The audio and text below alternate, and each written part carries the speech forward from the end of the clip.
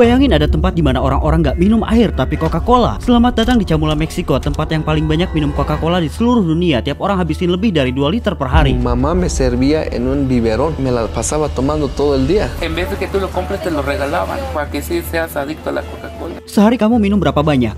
2-3 litros. Di sini Coca-Cola itu dianggap sakral, dipakai ritual, diminum pas pemakaman, bahkan anak-anak dibaptis pakai itu. Yang paling parah, sebagian besar orang di sini meninggal gara-gara diabetes. 40% obesitas, tapi mereka tetap aja minum terus. Jadi kita bakal keliling kota buat lihat gimana orang-orang hidup di Chamula, atau lebih tepatnya kota Coca-Cola.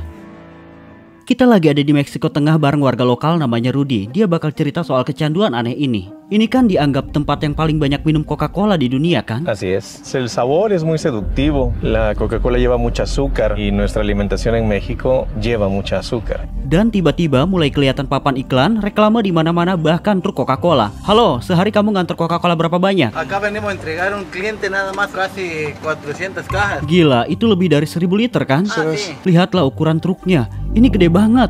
Lihat warna Coca-Cola, meja-meja, semua disponsori oleh Coca-Cola. Promo nih, beli 1 Coca-Cola, dapat 1 cola gratis. Makin banyak beli, makin murah, dan makin banyak bonusnya. Coba deh lihat botol-botolnya, banyak ukurannya. Yang gede ini 2,5 liter, ada juga yang ada nama semua rasa original, nggak ada zero, nggak ada like. Nah oke, ini baru ketemu Coca-Cola Zero pertama ukuran bayi.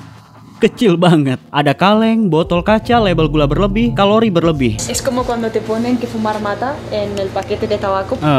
Básicamente. Iya. Lihat yang ini, gede banget. Di Spanyol nggak ada beginian. 3 liter itu masuk akal sih. Soalnya rata-rata di sini orang minum 2,5 liter per hari. Satu keluarga isi 5 orang, mereka beli 3 botol beginian buat sehari.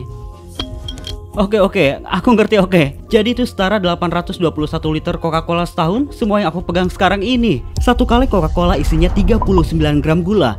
Jadi rata-rata orang sini minum sekitar 220 kg gula sehari. Setahun itu 80 kilo. Iya, 80 kilo. Gila banget dan super berbahaya buat kesehatan. Tapi di sini kayaknya nggak ada yang peduli. Jadi, ayo kita coba cek bedanya kalau misalkan kita beli Coca-Cola atau air putih. Vale 13 pesos. 13 peso untuk ini. Terus kalau air? 12. Wah, sama aja ya harganya. Tapi ujung-ujungnya Coca-Cola tetap menang. Tahu kenapa? Karena Coca-Cola beli merek air namanya Cielo. Jadi air pun punya Coca-Cola. Mereka bisa kontrol harga, bikin hampir sama. Jadi kamu mikir, aku minum air atau Coca-Cola?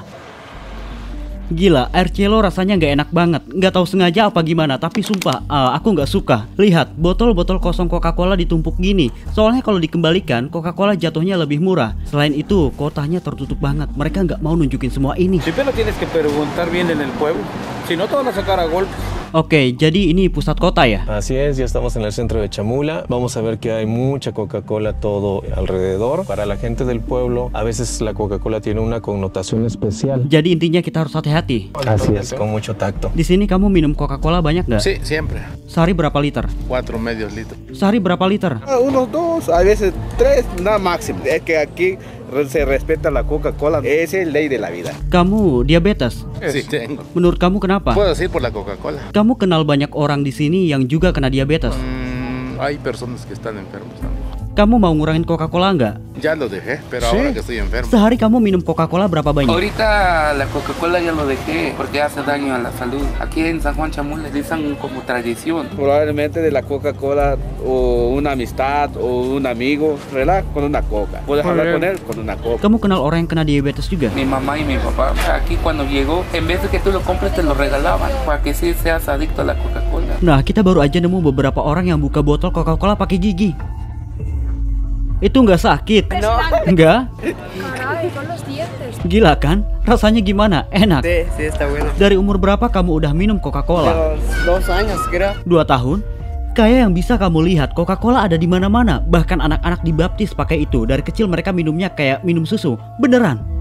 Desde que yo era niño, mi mamá me servía en un biberón, vertía la Coca-Cola, me la pasaba tomando todo el día. Y me despegué de la Coca-Cola hasta los 14 años de edad porque me pegó una enfermedad muy fuerte. Fue algo muy difícil dejarlo porque la adicción, la sustancia química y tóxica no te deja soltar. Dan Coca-Cola pastiin tetap begitu, pasang iklan di mana-mana, bahkan di lapangan basket. Ini lapangan basket pertama yang kamu lihat di sini. Disponsori Coca-Cola, ada logo Coca-Cola di ring, di lantai, di mana-mana, dan ini sebenarnya program Coca-Cola buat promosi olahraga. Katanya biar orang gerak, tapi tetap pastiin mereka nggak berhenti minum Coca-Cola manis. Jadi kayak pencitraan aja sih. Dan jujur aja aku bakal seneng banget kalau bisa cetak skor di ring Coca-Cola ini. Aku pegang bola plastik kecil, kayaknya cuma punya satu kesempatan, kemungkinan pecah, tapi ya udah sih. Ini yang ada di sini karena mereka lagi pesta. Kalau aku meleset, semuanya harus subscribe, deal. Aku nggak bakal pergi sampai masukin bola. Wow. Wah, ada kamera pengintai buat ngawasin orang biar nggak minum Coca-Cola. Dan lihat deh, makin sore kulkasnya makin kosong. Dan orang-orang di sini memang selalu minum Coca-Cola terus ya. Belakangan ini aku dikasih tahu buat ke gereja, walaupun dilarang syuting di sana, kalau nekat bisa masuk penjara. Jujur aja bikin aku makin curiga adalah aneh di balik itu. Aku ngitung ada 10 botol Coca-Cola dipasang sebagai persembahan, dan sekitar 7 dukun, kayaknya 2 cowok dan 5 cewek lagi bikin ritual pakai Coca-Cola. Karena aku nggak bisa rekam videonya, aku hubungi seorang dukun buat lihat gimana Coca-Cola dipakai dalam ritual. Aku bakal pura-pura sakit diabetes, bilang kakiku sakit banget, kita lihat dia bakal lakuin ritual apa ke aku. Dia hampir nggak bisa bahasa Spanyol, dia pakai bahasa Tozil, namanya Juan, orang di sebelah kanan. Ayo kita masuk sekarang. Kita nanya Rudy apakah boleh rekam, dia bilang boleh, tapi kalau niat ke pabrik Coca-Cola harus super hati-hati. Soalnya mereka punya pengaruh gede di sini dan tentu aja nanti kita bakal coba ke sana. Coba lihat deh dekorasinya. Kamu bersihin pakai Coca-Cola juga? Bueno, a veces usamos. Buat kamu, Coca-Cola itu melambangkan apa? Digamos para ofrenda. Coca-Cola bisa bantu diabetes dan juga penyakit lain. Sí, apola hanik jo peton jo apostolitik albuntalel takonin kom takonin chikinon etotene que fuerte. A ver. Dia lagi cek nadiku. Del otro.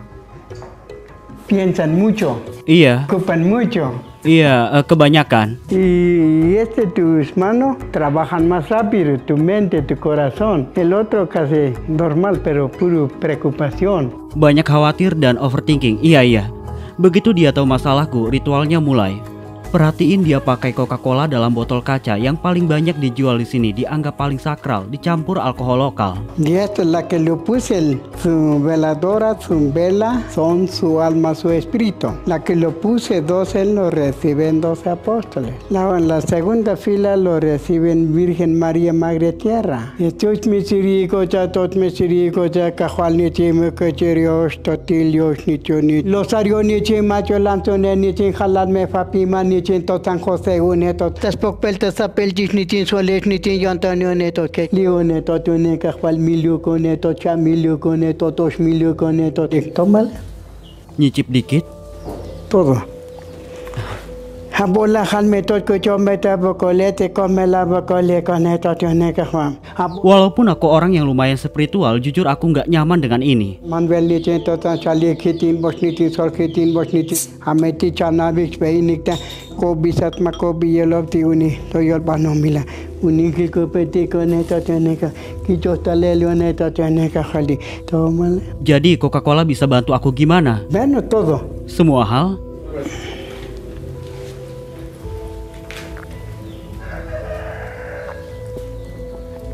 Neto tune ka khali.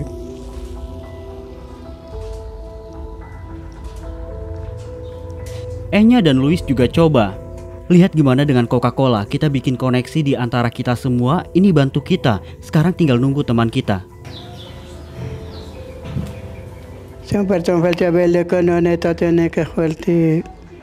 Nah, es todo.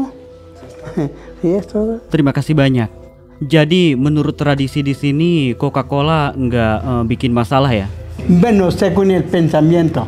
Coca-Cola ada hubungannya sama Yesus. Aku ngerti. Dan sekarang setelah kita diberkati, kita mau cari tahu apa yang tersembunyi di dalam pabrik Coca-Cola yang ngontrol kota ini. Mereka udah manggil kita dan tepat di belakang itu ada gudang Coca-Cola terbesar di seluruh wilayah. Lihat, mereka lagi rekam kita. Mereka bakal ngusir kita karena nggak mau semua ini ketahuan soal Coca-Cola. Lihat betapa besarnya dan banyak banget mobil kerja buat Coca-Cola. Tangki-tangkinya gede semua. Bayangin, tiap hari ada 60 truk keluar 3 kali. Jadi sekitar 180 truk buat kota dengan 50.000 sampai 100.000 penduduk. Gila, dan lihat, mereka nggak berhenti kerja. Truk terus keluar, bahkan jam segini masih jalan. Mereka disambut di sini. Kita nggak begitu. Kita kayak ditolerir aja. Lihat banyaknya truk sama gede banget pabrik ini.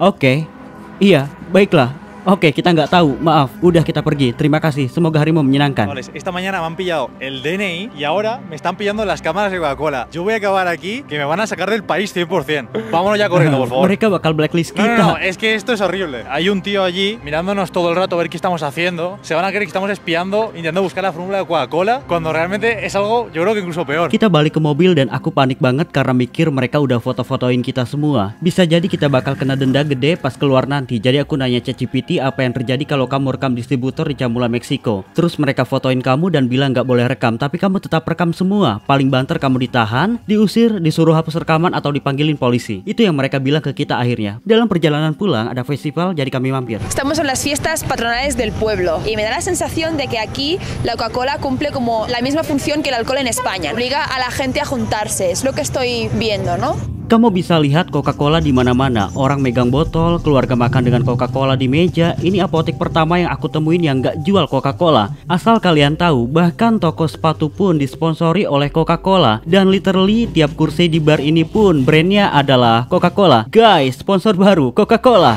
Gimana kelihatannya di aku? Jelek? Aku cabut. Sehari kamu minum Coca-Cola berapa banyak? No entiendo español.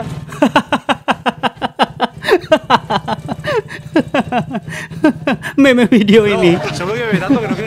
Situasinya ironis banget. Coca-Cola jadi penyebab utama kematian di kota ini, tapi orang tetap bikin persembahan botol Coca-Cola buat orang yang mereka sayang. Kita ke pemakaman buat nunjukin kalau Coca-Cola bahkan ada juga barang orang mati. Sini kamu bakal kaget.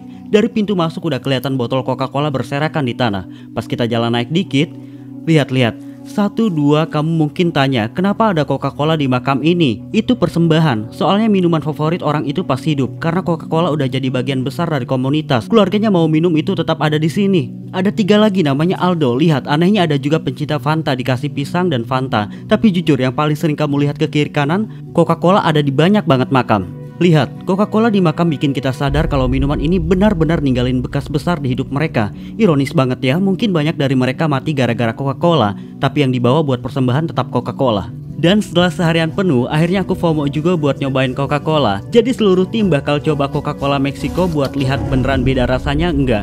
Dan ya, emang bikin nagih. Let's go! Kita dapat botol 3 liter biar semua tim bisa coba. Dari tadi kita lihat sepanjang video, tapi aku masih kaget aja lihat ukurannya. Kamu sehari minum Coca-Cola berapa banyak? 2-3 litros. Serius? Sí, es lo que más se consume aquí en Chiapas. Oke, nah itu yang kita pengen lihat, 2-3 liter sehari dan dia santai aja. Oke, kita semua udah siap. Kira-kira rasanya beda nggak ya? Enya, gimana menurutmu? Yo digo que no.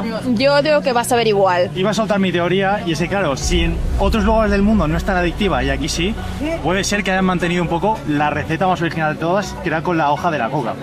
Jujur aja, tengo miedo. Aku rasa rasanya bakal beda sih.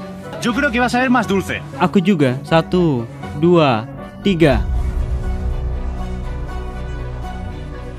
Manis banget, gila. Es verdad, Iya, rasanya manis banget buat aku sih. Yo creo que esto es una creencia de la gente. A mí me sabe totalmente igual que la Coca-Cola de España. No sé si es que esta venía muy batida, pero a mí me sabe muy parecida, Para mí es un poquito más dulce, pero el sabor es el mismo, es Coca-Cola. Dan begitulah kecanduan dimulai. La última de nuestra vida, chavales. Jadi mereka sendiri nggak minum. Dan makasih juga buat kalian yang nonton. Subscribe dan ingat, kita semua manusia. Dah.